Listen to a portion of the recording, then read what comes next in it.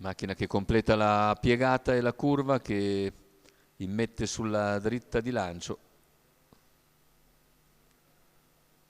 Partiti in questo momento con Anastasia De Rum che supera Apocalypse R di galoppo e conquista la testa. Numero 3 All'esterno Apocalypse subito R Baccani. squalificato. Parte bene Verdon WVF che cercherebbe il posto alla corda, ma per il momento non lo trova.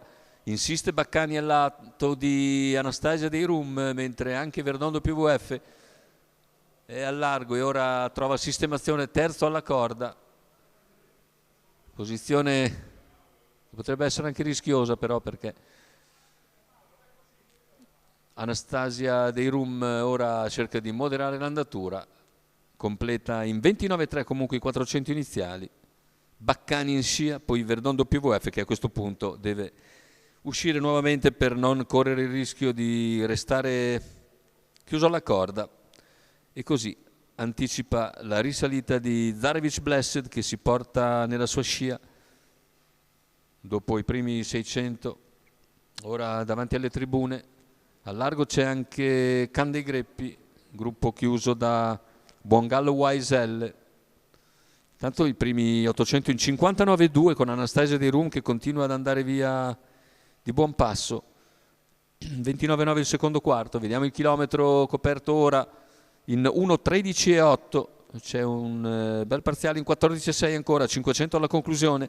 Verdon WVF si impegna all'esterno scoperto, mentre in scia c'è Zarevic Blessed, cerca di venire via Candei Greppi. Intanto 400 alla conclusione, un altro parziale svelto in 14,2.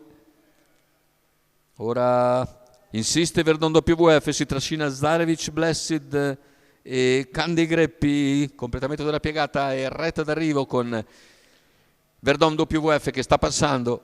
Verdon WVF, nonostante un chilometro scoperto all'esterno, se la viene a conquistare e a guadagnare tutta. Il secondo posto è per un eccellente Zarevic Blessed che piega nel finale.